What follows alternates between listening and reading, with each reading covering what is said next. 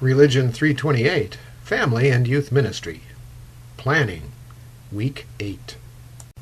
Congratulations on making it to the last week of the course. Now, in our brief set of slides this week, I'm simply going to be talking about basic planning and things to consider. I'm going to be sharing with you what's known as Tyler's fourfold model of educational planning, and as you can see, you probably have been doing this on your own all along. But this is a planning model that I have found quite useful. The first thing that needs to be done in a planning model is a needs assessment. Now, as it so happens, you have already accomplished a needs assessment for your congregation as you did the first of those two major projects for this course.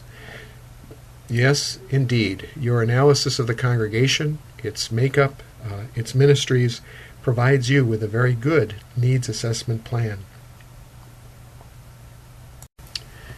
Once you've completed a needs assessment, the next step in the planning model is to define some objectives. What is it that needs to take place? What are things going to look like once those objectives have been completed? As we move around the circle, you'll notice that we've done our needs assessment, we've then defined objectives. Now it's time to identify an activity, family-directed or youth-directed, that's going to meet the objectives that we've established. Now, if you look carefully, this is where you're perhaps noticing something different. And that is, normal practice tends to be we find and identify a youth activity, and then we work backwards from having identified the activity we'd like to do to finding some objectives for that activity, and then perhaps seeing, well, what needs might that activity fulfill? Whether it's a canoe trip, paintball, whatever. We might often find ourselves choosing the activity before we have known what our needs are or have established any kinds of objectives. After we've done the needs assessment, defined objectives, and identified what our activity is going to be, and done it in that order, we then do the activity. Organize it, get it run, do it, and get her done. That's what we want to do in the planning model. Now, what do you suppose is going to come next after having done these 4 steps? I'll bet you already know. Absolutely, you're right. You want to evaluate what happened. So you do an evaluation of the event. Now, planning the evaluation and how that's going to take place is part of defining your objectives. In fact, if you defined your objectives very well, then you already have a tool ready to use in your evaluation of the event. To what degree have the objectives been met? Whether it was in terms of attendance, evidences of spiritual growth, relationship building, how did the activity work? And was it helpful for the families? Was it helpful for the youth? At this point now, it's time to make another move, and that is to decide whether we want to simply tweak our objectives or, based upon what we found through our event evaluation, redo our needs assessment. And at that point, you're recognizing if it was really a success and went well, then all we need to do is do some tweaking. If it wasn't so good, maybe we ought to reanalyze our needs assessment and perhaps move from that point to a different set of objectives and perhaps a different activity. Okay, now let me inform you of something. Again, that planning model is excellent, but it rarely is followed exactly the way you see it go around the circle. That's too good. Life doesn't work that way.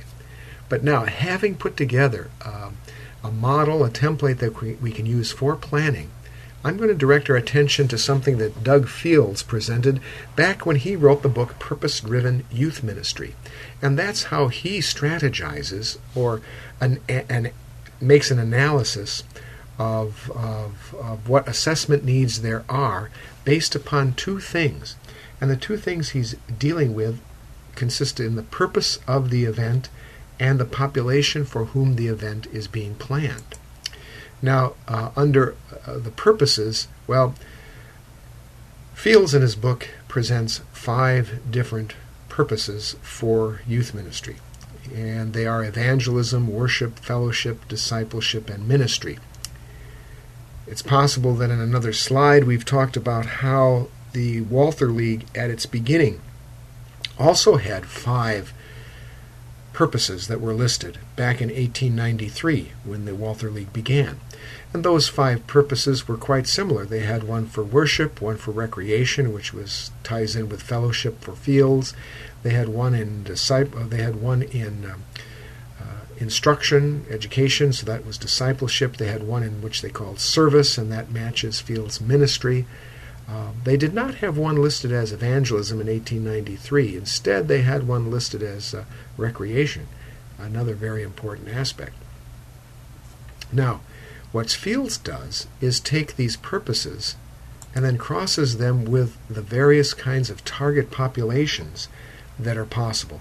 And the target populations he works with are non-Christian, new Christian, knowing Christian but apathetic, growing Christian, and then potential leader Christian. Let me explain a little bit further how this works.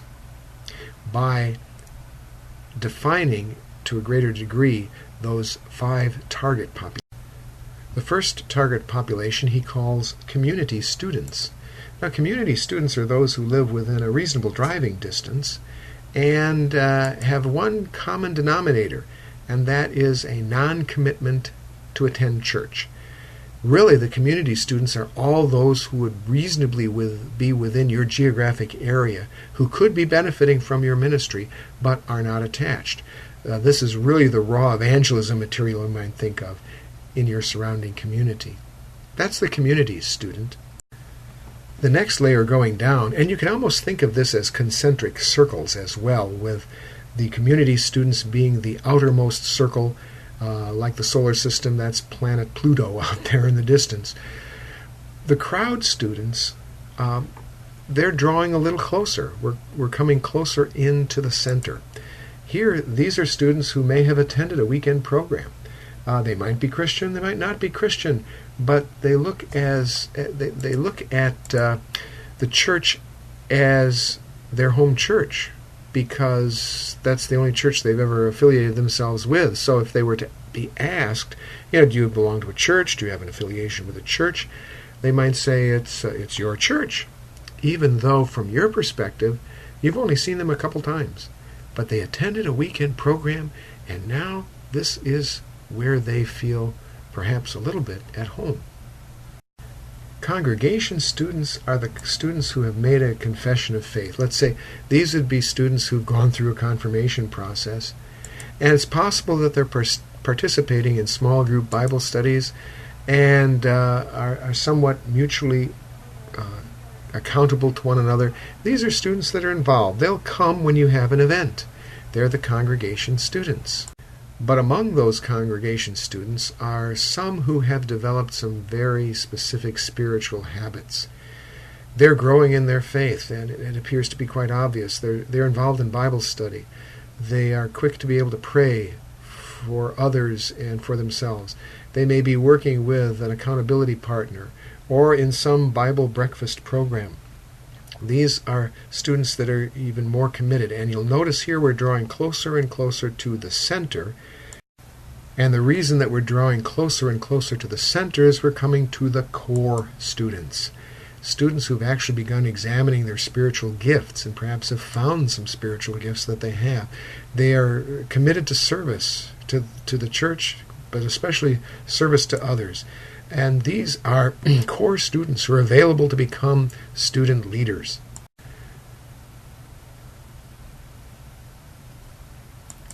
So if we were to play with these 5 different target populations a little bit, we could say that another way of naming them, besides the ones that we've looked at already, would be to say that there are the students that are unknown on the outer fringe, the unconvinced coming a little bit closer, the convinced, the connected, and the committed.